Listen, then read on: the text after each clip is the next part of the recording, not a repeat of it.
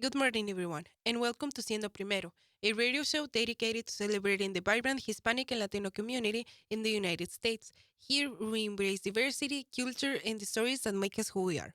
Hola a todos y bienvenidos a Siendo Primero, un programa de radio dedicado a celebrar la vibrante comunidad hispana y latina en los Estados Unidos. Aquí abrazamos la diversidad, la cultura y las historias que nos hacen ser quien somos. My name is Angelica Albarrán, and you are tuned to Siendo Primero on board the Radio COFA, a service of Arizona Western College since 1970. If you like Siendo Primero, you can find us at kwc.org or in the COFA app.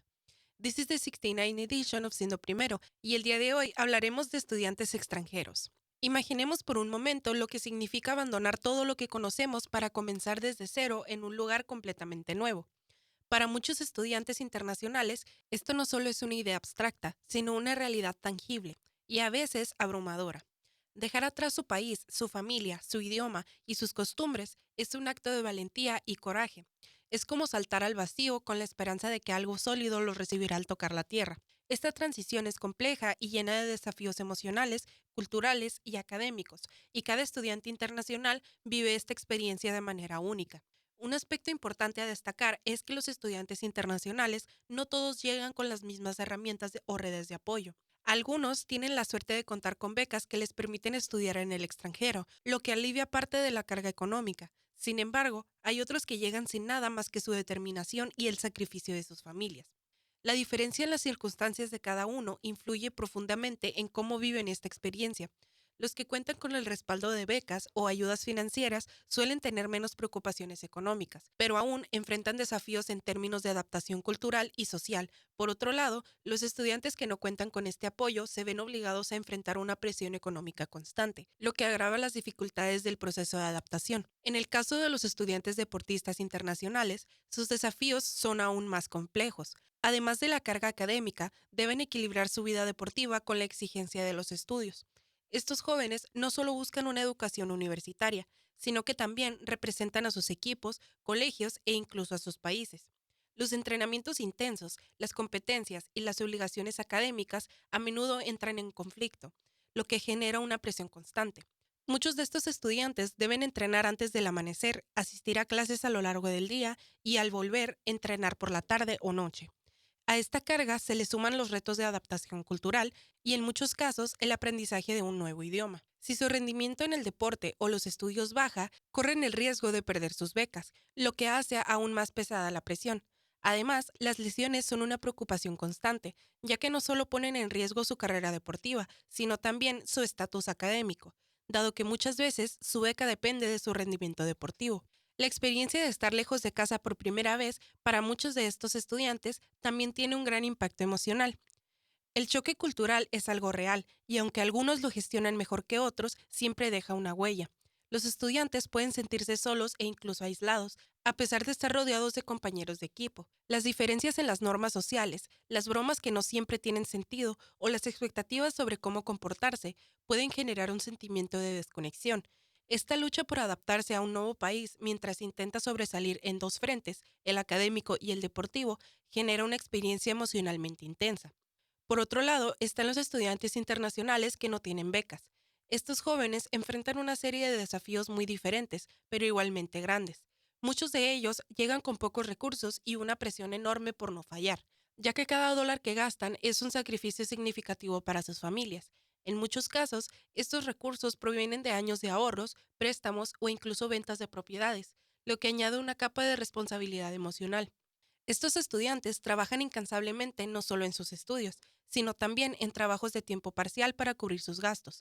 Mientras otros compañeros reciben ayudas financieras, ellos cargan con todo el peso económico por su cuenta, lo que puede generar una sensación de injusticia, pero también de orgullo. Están conscientes de que lo que están haciendo es algo que probablemente nadie más en su familia haya logrado antes. La carga económica de estos estudiantes puede ser abrumadora, especialmente cuando deben compaginar largas jornadas de trabajo con estudios intensivos.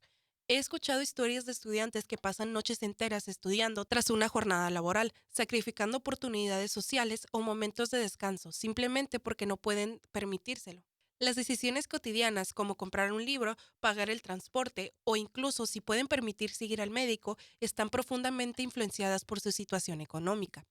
A pesar de todos estos retos, tanto los estudiantes deportistas como aquellos que no tienen beca comparten una cualidad fundamental, una increíble capacidad de resiliencia. Muchos aseguran que a pesar de las dificultades, venir a estudiar a Estados Unidos ha sido una de las mejores decisiones de sus vidas. Esta experiencia los ha transformado, volviéndolos más fuertes, más independientes y más capaces de enfrentar los desafíos que pueden surgir en el futuro. Esta resiliencia es evidente cuando escuchamos sus historias de superación. Expresan frases como nunca pensé que podría hacerlo, pero aquí estoy, o ahora sé que puedo adaptarme a cualquier situación. Estos testimonios reflejan cómo los obstáculos, aunque duros, los moldean en personas más seguras y decididas. Además de esta resiliencia, los estudiantes internacionales desarrollan una mentalidad global. Al estar expuestos a nuevas culturas, formas de pensar y sistemas educativos, amplían su visión del mundo. Esta diversidad de experiencias no solo les permite entender a otras culturas, sino también valorar sus propias raíces de manera más profunda. Estar lejos de casa les permite entender mejor lo que dejaron atrás y a su vez integrar mejor estas experiencias en su nueva identidad. Desde un punto de vista profesional, estudiar en Estados Unidos abre puertas que muchos estudiantes internacionales tal vez nunca habrían imaginado. La educación que reciben, junto con las habilidades, conflictos y experiencias adquiridas, los hace destacar en el mercado laboral. Este tipo de formación no solo les proporciona conocimiento académico, sino que también les da una ventaja competitiva en el ámbito profesional, ya sea quedándose en Estados Unidos o regresando a sus países. Estos estudiantes llevan consigo herramientas que les permiten avanzar y marcar la diferencia en sus respectivos campos. Finalmente, lo que realmente une a todos estos estudiantes internacionales es el propósito que encuentran en su experiencia. Muchos sienten una profunda gratitud hacia sus familias, que han hecho sacrificios inmensos para que ellos puedan tener esta oportunidad. Otros sienten una fuerte responsabilidad de devolver algo a sus comunidades cuando regresen. Esta experiencia no solo les proporciona una educación académica, sino también un propósito más grande, un sentido de contribución y un compromiso con sus raíces y el futuro. My name is Ángela Guzmán, and you are tuned to Siendo Primero on Border Radio Cofa, a service of Arizona Western College for 54 years. If you like Siendo Primero, you can find us at kwc.org or on the Cofa app. Hola, hola, espero que estén teniendo un gran día. Hoy tengo el placer de compartir con ustedes una conversación muy especial. El día de hoy me encuentro con Juan. Juan, ¿podrías presentarte y hablarnos un poquito de ti, por favor? Hola, soy Juan de Paz, tengo 21 años y es mi quinto semestre aquí en el AWC. Y cuéntame, Juan, ¿cómo te sientes o qué sientes al ser estudiante de primera generación, al ser la primera persona de tu familia que viene al colegio? Pues siento que es un gran paso para la familia por romper esa, se puede decir, barrera de que decidí seguir estudiando. ¿Y podrías contarme algunos de tus más grandes desafíos al comenzar a estudiar? Tal vez puede ser, no sé, el idioma o adaptarte. ¿Cuál ha sido tu más grande desafío al estar aquí en el colegio? Pues principalmente el idioma, porque pues yo estudié en México y decidí estudiar acá y tomé clases de inglés, pero aunque las haya tomado, se me dificulta para hablar con personas. ¿Y podrías contarme un poquito si tienes como toda esta diferencia entre México y acá? ¿Cómo te mueves en todo esto? Porque claro, pues es muy diferente, pero ¿cómo lo has visto tú? Pues al principio yo pensé que iba a ser más fácil aquí porque es muy diferente el horario de clases en México y aquí, porque aquí ponle que normalmente aquí las clases son de lunes a jueves y no es todo el día, sino como unas cuantas horas. Y en México es de lunes a viernes de, no sé, 7 de la mañana a 1 de la tarde y son más horas hablando en esa diferencia. ¿Y tienes algo que te daba miedo hacer o tal vez algo que aún te da miedo hacer? Pues yo creo que sería pues hablar inglés con la gente aquí de IWC.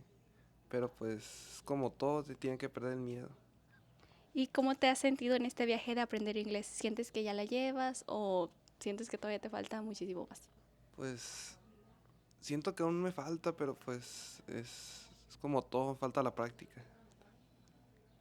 ¿Y podrías decirme qué es lo que más te ha ayudado en tu primer semestre del colegio? O tal vez, si no te acuerdas de tu primer semestre, algo que te ha ayudado en tus semestres. Pues yo creo que ha sido como conseguir amistad en el salón, porque al principio pues no conocía a nadie. Y como fue pasando el tiempo, pues empecé a conocer amigos y fue como más agradable tener clases, expresarme más y así. Y dime, ¿tienes algo de lo que te arrepientes de haber hecho o tal vez algo de lo que te arrepientes de no haber hecho? No haber estudiado acá desde niño en Estados Unidos para ver, ahorita ya estuviera dominando el idioma. Ese es uno de tus arrepentimientos. Y bueno, si no te molesta que te pregunte, ¿podrías decirme como qué es lo que quieres estudiar, tu major, si ya tienes una elegida? Pues de hecho, yo creo que sería air condition, porque pues es algo no de tantos años de estudio y es algo pues buen trabajo aquí en Arizona por el calor. Sí, el calor en Arizona no está muy bonito. Pero ¿podrías contarme un poquito de toda esta historia detrás, ¿no? De poder elegir tu carrera, como dices, ¿no? Es algo que se necesita, pero tal vez hubo, no sé, influencia de tus papás o tal vez algo que tú ya tenías pensado desde hace muchísimo tiempo.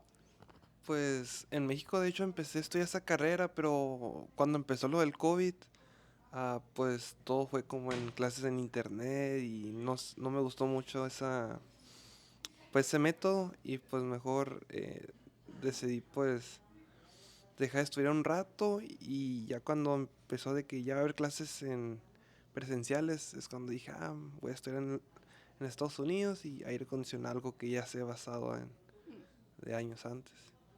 Te fuiste por algo que ya conocías para no irte como un poquito más a los extremos, ¿no? De tal vez algo que no te guste, ¿no? Sí, luego además de que como te comento de nuevo, es algo que ya sé la rama o de algo que sé que ya no va a batallar desde un principio. ¿Y cómo la llevas ahorita estudiándolo aquí? ¿Te gusta? ¿Te apasiona? ¿Las clases están fáciles? Pues las clases de esta carrera pues, se me han hecho fáciles y pues como comento eh, es algo que me gusta, pues sí. Sí, yo creo que lo mejor es, como dices, ¿no? Algo que te gusta y pues como ya tienes experiencia, ya se te hace un poquito más fácil, ¿no? Y dime, Juan, ¿podrías decirme algún consejo que tal vez le dirías a alguien que está pasando por la misma situación que tú, que apenas, bueno, que quiere venir a estudiar hacia acá, o tal vez algún consejo que tú en esta ocasión le darías a tu yo pequeño? Pues yo pienso que nunca rendirse y pues seguir en el camino, en el estudio y pues que no te afecte de que por el idioma o cualquier cosa, tú sigue adelante. Pues muchísimas gracias, Juan. De verdad, ha sido un placer bueno hablar contigo y espero que te haya gustado esta entrevista. Muchísimas gracias. Gracias. Gracias. My name is Angelica Albarran, And my name is Jose Martinez. and you are tuned to Siendo Primero on board the Radio COFA, a service of Arizona Western College since 1970. If you like Siendo Primero, you can find us at kwc.org or in the COFA app.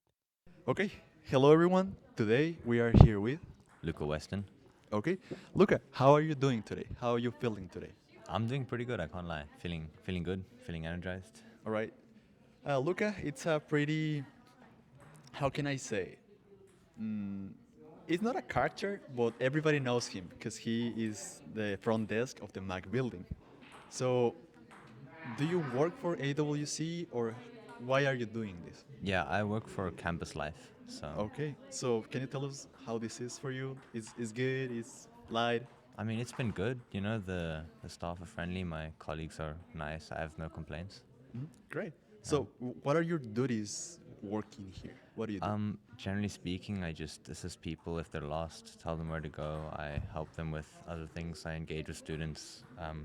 We have things that the Mac people can take out, like VR headsets, PlayStation 5s, etc. And then I help with spreadsheets occasionally or other things that the office might need. Organization? Yeah. Great. So, I don't know if you were here back then, but we used to have a game room in the Yeah. 3C building. I think that you guys moved the game room to the Mac building, so we have bigger screens, bigger places, bigger spaces. Yeah. Do you think so? That's Were kind you of I wasn't here then, but that's kind of the point of the Mac. The Mac is kind of like taking over the game room, because they're eventually gonna completely remove the game room. As far I think, I'm not Okay. sure. As Well, far as I that's know. nice to hear. Yeah. Well, I want to ask you, what are you studying? What are you doing right now? I'm getting my associate in business. So I'm gonna be at AWC for about another year from now. Then I'll get my degree here. I'll get my associate, and then I'll specialize in investment management. So I'm not sure where I'll go to university, but I'll pick You among my have time for options. thinking. Yeah, Yeah, you still have options yeah, and a lot of views. yeah. I also want to ask you, where are you coming from? Because I know that you are an international student. Yeah, I'm from South Africa. South Africa. Yeah. Which part specifically for those curious that want to know? So I'm from the Western Cape in Cape Town. So it's like the southernmost part of South Africa. So I'm at like the corner. If I can drive 2 hours and I'll reach this podium that says you're now at the most southern point of Africa. Okay. Yeah, Okay, it's that is pretty not cool. precisely close to here. Yeah, no, not at all. But well, once you mentioned that, Yeah. I want to ask you a lot of things, if you mind, about this. Yeah. What brought you here? Me? How you got here? Well, I've always really wanted to study in the US, you know. A lot of the media comes from here, and I think there's a lot more opportunities here, you know. The country's a lot economically stronger, if I could say that. Yes. So I've always wanted to come here, you know, live the American dream. The American dream? Yeah. Okay. Talking about the culture, Yeah. is there much people like you in your country? Like everybody wants to live this dream, or it was especially an special case with you? I don't think a lot of people want to leave. I think a lot of people just want to go where there's jobs, but no, I wouldn't say people are wanting to live the American dream. You know, a lot of people don't actually want to go to America. Yeah. Most people that want to go is just for the jobs, you know. But Okay. I like the country. I think it's nice because also a lot of different climates. Like you can go to different states and you can be like, oh, the one state is cold, the one state is snow, the other one is like hot the whole time. Like Yuma is We hot. have everything, basically. Yeah. So that's also nice. It makes it more enjoyable, easier to travel. Okay. How's the weather over there? Just There? cold? No, it's nice. Our summers are amazing, you know. We have good summer weather. It's not too hot. Winter gets a bit cold sometimes. We don't generally have snow, but it gets pretty cold, especially at night. Okay. Yeah. It sounds good. Yeah, the weather's nice. I also want to ask you, like, after you finishing some kind of high school over there, somebody offered you to become an international student. You look at yourself. How was the process for you to get here after you completed your studies over there in your country? So, I I graduated from high school, and there's this program that kind of gets people to go study abroad.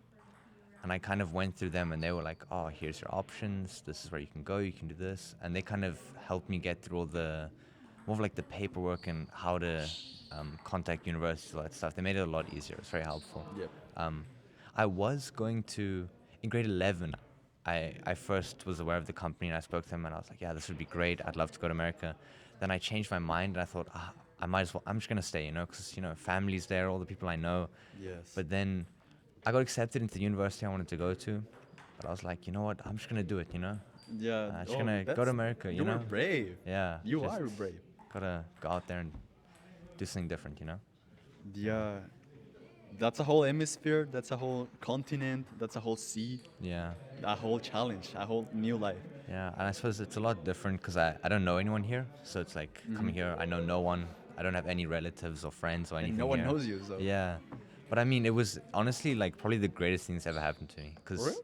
I used to be really shy. Like I couldn't talk to anyone. Now I can talk to people. You know? I couldn't tell. Yeah, you see how Yeah. I can talk to you now. You know when I first met you as well. Yeah, you Never were like that. pretty outgoing, pretty extroverted. Yeah, Good for you. I think that's a new skill, ability yeah, it was that is good to have. very helpful. Yeah. Do you feel lonely? Do you feel something related to being far from your country, far from your family? I mean, I know a lot of the other international students have. They kind of feel like they miss home, and every now and then I kind of miss home. But I can phone my family, I can phone my friends. We still talk, we're in contact. Especially in the modern day, it's very easy. You just pick up your phone, phone them, and it's like, hey, how are you? Have a nice little conversation, talk about what's going on. You don't feel that far. Yeah, so it's like they're just one phone call away, which makes it really easy. I can imagine if I were to do it like 30 years ago or something, when phones weren't so available. You didn't have FaceTime, you couldn't phone people so easily. It would probably be a lot harder than it is now. Great. It's cool. Have you ever felt this imposter syndrome? Um, I don't know. Everyone seems pretty friendly here. Like I haven't felt it's not out of place, and there's a lot of other internationals here as well. Yes. So it's kind of, and they're very welcoming, especially here. I don't know that I've noticed they've been welcoming to the international students. Yeah. They're always like, oh, trying to make sure that we're okay, that we're not, that we're surviving. It's Yeah, a new exactly. environment away from all the people that we know. So yeah, That's it's been that's good. cool to hear. Yeah. That's great from the people here. Mm. Also, did you have any other options here in the US to study, or why did you decide to come here? Because, I mean, I'm not gonna say this is a bad place or Yeah. an ugly place, but obviously there's a lot more touristic Yeah. not countries, states, Yeah. which you can go in the US. Why here? So I had a few other options, but I'll be honest, I like the heat.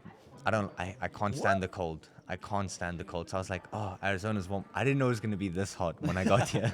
So when I got off the plane, it was like 112 Fahrenheit or something. I was like, oh my It's too goodness, much? I'm going to die. But there's air conditioning in the buildings, which it makes it fine, Just can't go outside Yes. in midday and like midsummer days. But Okay.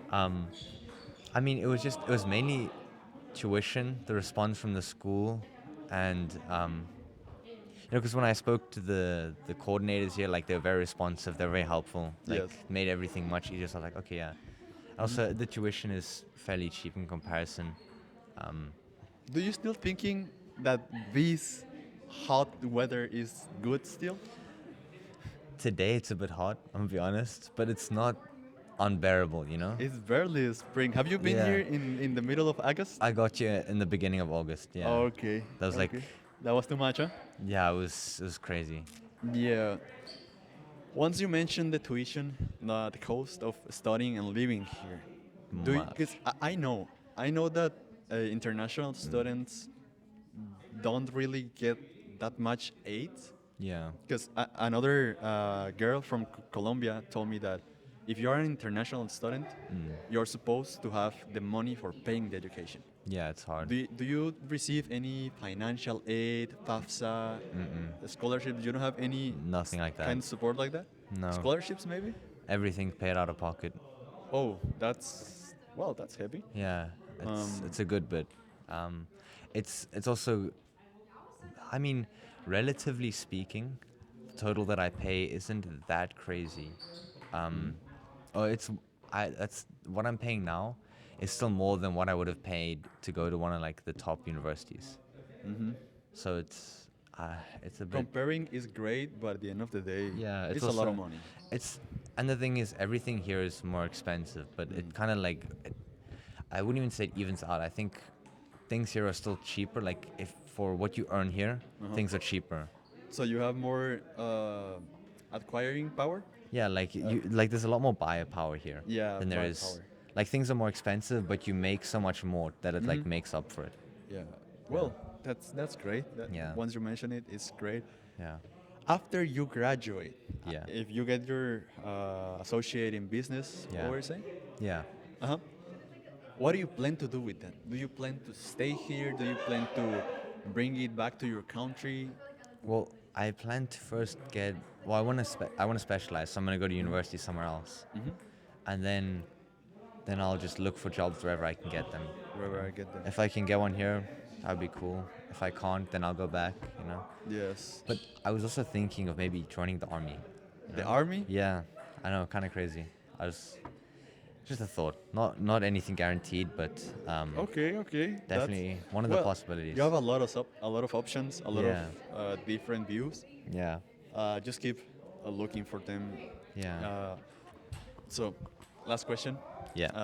I was telling you, like, if nothing is really close to here and you need a car for almost everything and you don't really have like public transportation, how do you move? Like, how do you, if you need something from Walmart or whatever, what do Well, you do? we do have public transportation. I guess we can use the bus, especially we can use our student IDs to ride the bus. But the international coordinator, she generally, if we need something, we can ask her and she'll take us. So Oh, yeah, that's- the school's that's very good. helpful with that. Okay. They're very forgiving too. What about recreation? What if you wanna, I don't know, just go and eat something at night? I mean, well, there's plenty of clubs that kind of like do things. They generally have events, or they'll go out and do things which make it So you so can we get can a have ride some with fun a every friend now or and then. something. But yeah, otherwise, if you want to go around, you'd have to probably Uber or ask a friend or something. Oh, Yeah. well, makes sense.